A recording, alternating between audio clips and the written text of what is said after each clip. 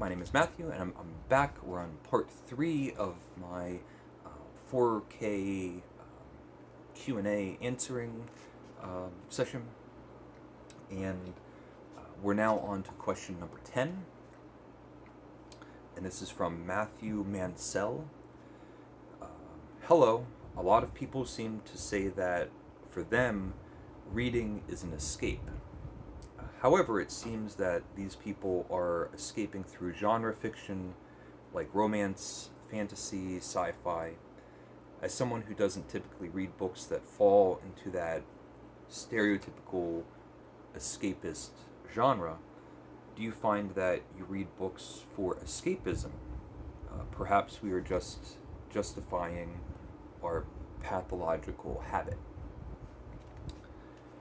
So I've heard that term quite often, that reading is an escape. Um, it does seem to me that I don't think I've ever heard someone actually say that in conversation. I think it's something that I see online, or maybe it's written. Um, I don't read to escape. I have a fairly good life. I'm happy with my thoughts. I read books for pleasure, for entertainment, and for instruction. I do like falling into a world, but escape just seems to have the connotation of, um, I guess it does have the connotation of getting away from something and going somewhere else. Um, I'm not trying to get away from anything, um, but it's like going on vacation, or being happy and saying, I want to go for a joyride, or I want to go for a walk. And with books, we have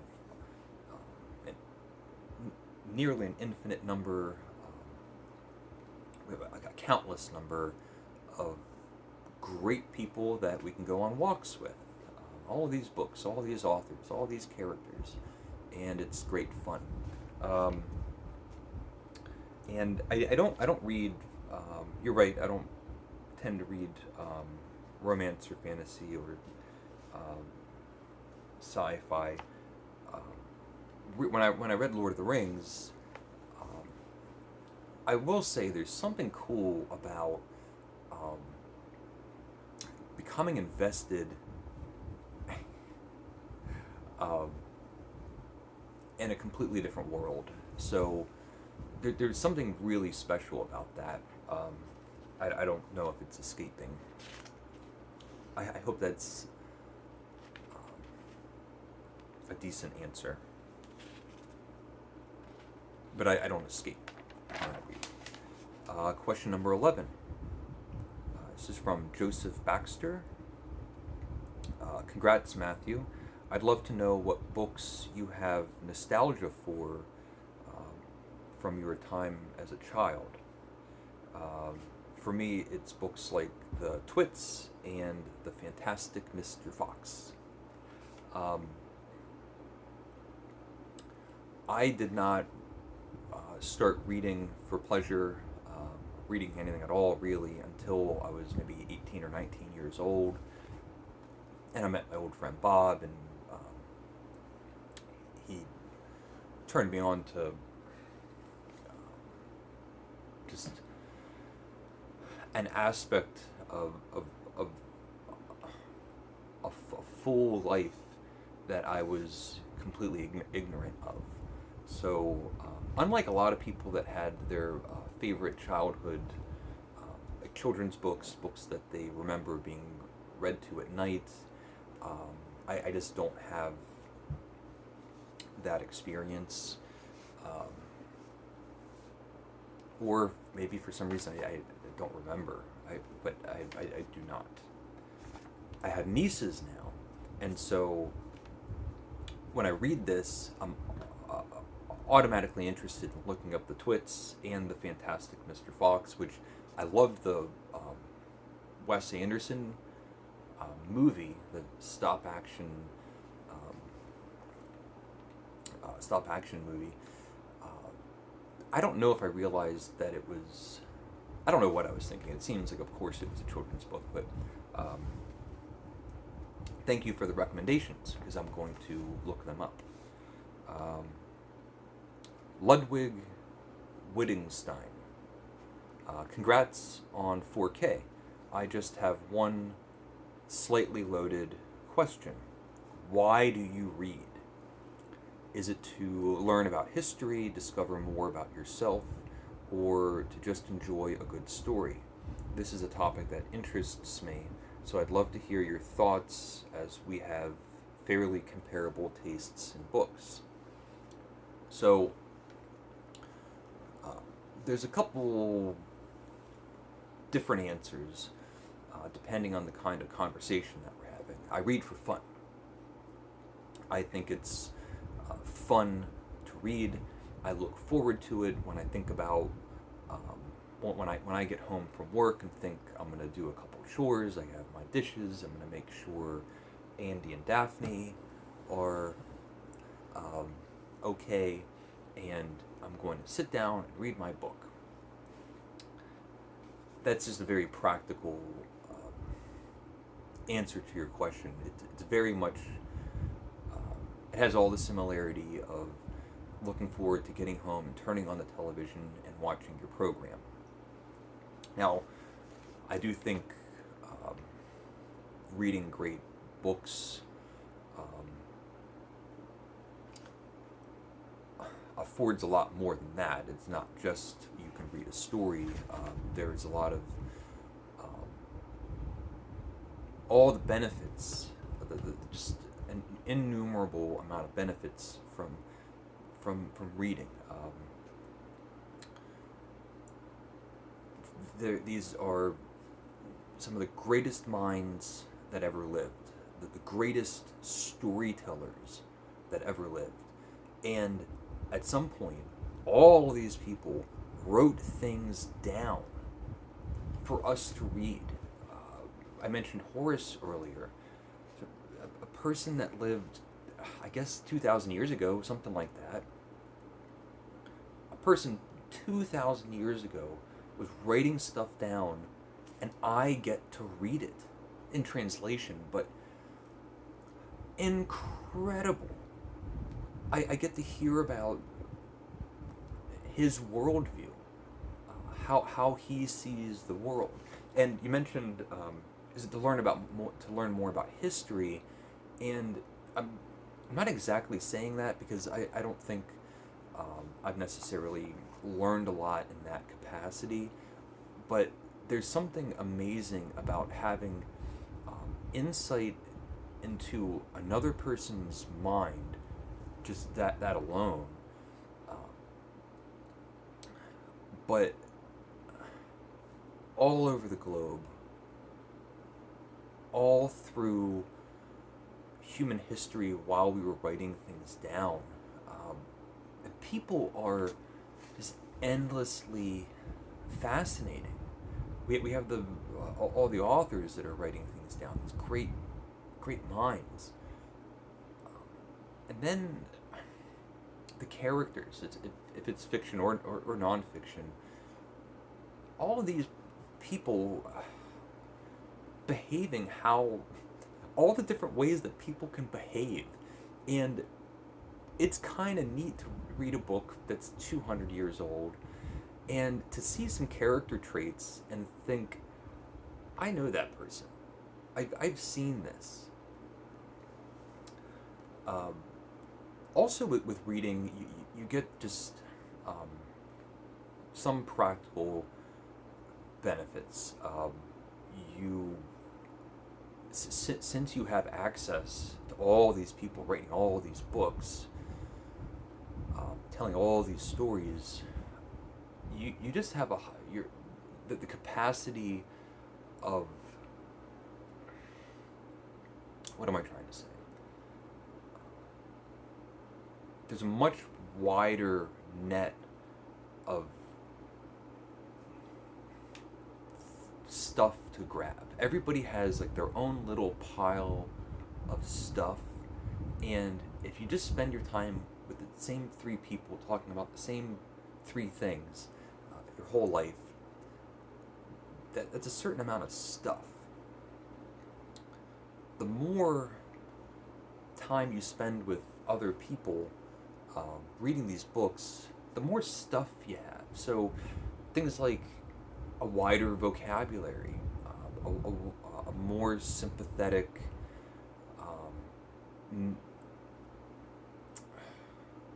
view of the world, your capacity for emotion can be greater. Being able to articulate exactly what you're thinking, it's hugely important. Read these books and they're articulating their thoughts, and the surest way to handicap yourself is finding a situation where you can't express yourself because the tools required are not available within you, which is just a horrifying, depressing, sad state to be in. And if you think, there's no perfect novel, there's no one thing that's absolutely the be all end all of books. These are all minor achievements at different levels, some great achievements, and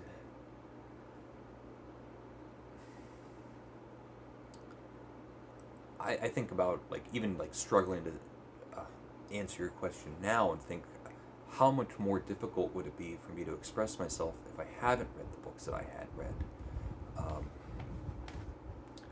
I don't want to kind of fall into a jumbled ramble, but I think I gave some answer to your question. Daniel Santelli, felicitations on 4K, Matthew. Your interpretations and reviews are very insightful. What was an early experience where you learned that language had power? I think this is a great question. I don't think I have I don't have an answer at the ready. I'm so impressed with a question like that. What was it? What was an early experience where you learned that language had power? I'll tell you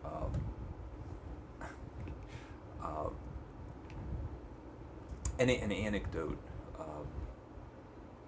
I was having an argument with someone, maybe in college, something like that, and I just remember distinctly.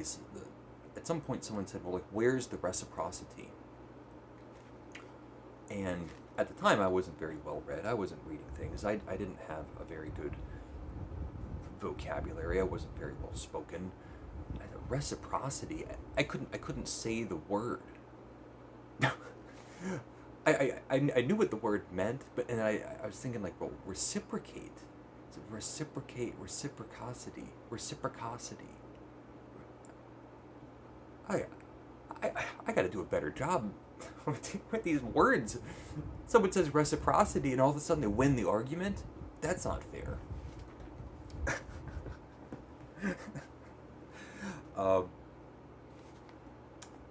This is also a really good question, in pairing with the question beforehand about why do you read, and just a different take on both of these kind of questions.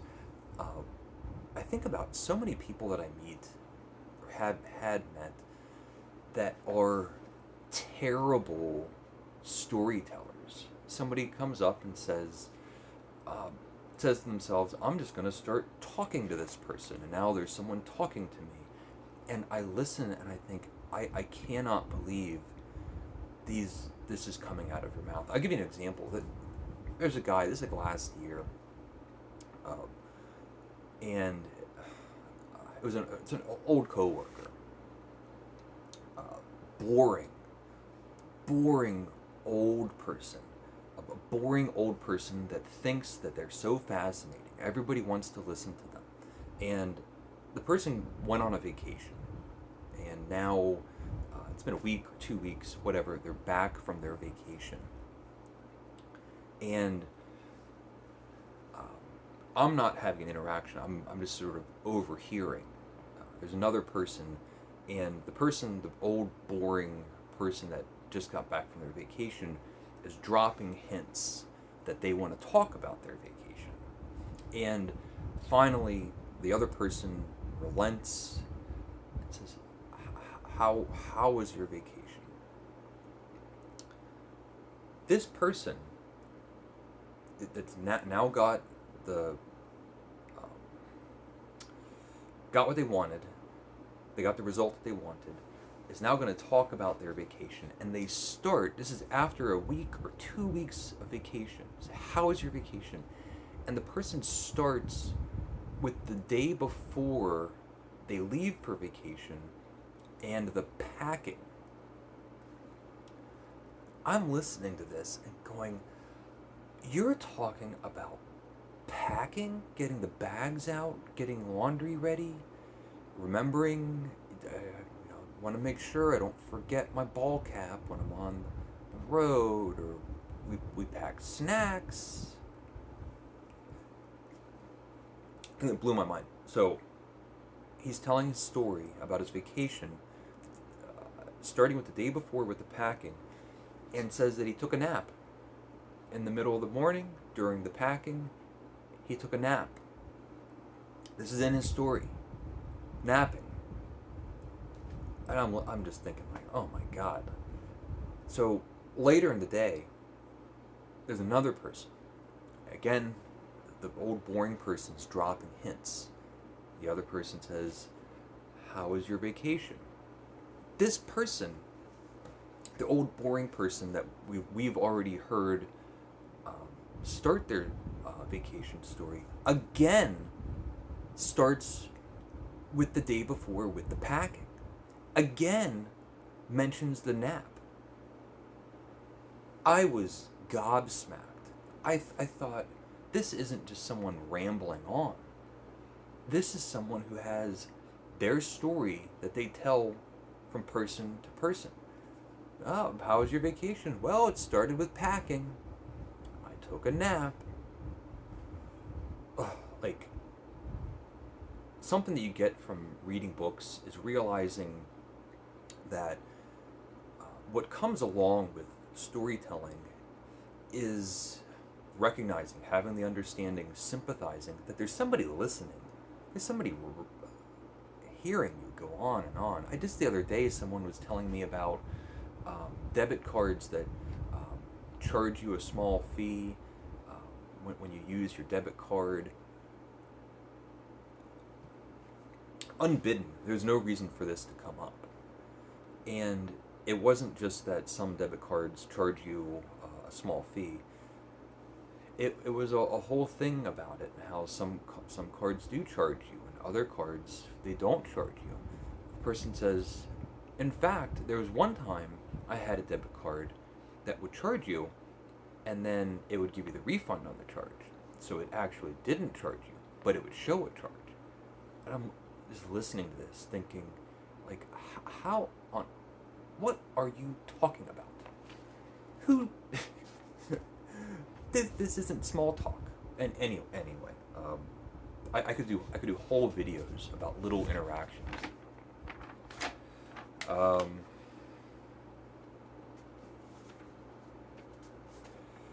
Okay. Eric, where are we? 19 minutes. Question number 14. Eric Zeleninsky. Congrats, Matthew. I genuinely enjoy your channel very much.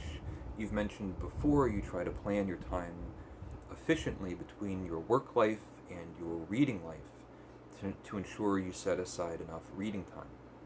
My job, as of late, has been quite stressful, and it seems to interfere with the quality and time of my reading. Do you ever share this dilemma? Because when I'm working, I very often have the thought that I would rather be reading. LOL. to be honest, I don't really. I have a fairly consistent routine, um, and I might have made videos in the past talking about how I structure my reading, um, but there's not much effort put in. I do know that the reason I have enough time to read is that, um, um, one, I do make a point to have that time allocated, but it's not as special as that. It's really, um, my routine in the sense that, I just have a habit. It's my habit of, um, if I have time in the morning, I'll read a little bit of poetry. Um, when I get home and settle myself, I'll sit down and read. When I get into bed, I read before I fall asleep. Um, there are things that I do uh, that I don't think about very much anymore. Things like when I sit down to read, um, my phone is on the shelf. Um, um, Charging. I don't have my phone handy or ready. Um, that does make a big difference. If you have your phone in your hand, um, it's a distraction and a temptation that eats up time, and then it's time to go to bed, or it's past your bedtime. Um, I Eric Zeleninsky. I do hope you um, resolve whatever's bothering you at work. It's often said, like, you shouldn't bring your work home. You shouldn't bring that stress home. Um, and I don't have any advice. I just hope that you um, uh, do something that relieves that stress. I'll end it here because it's 22 minutes. I think this is going to be, this is the third video, so I think I'm on part 4. Okay, thank you for watching.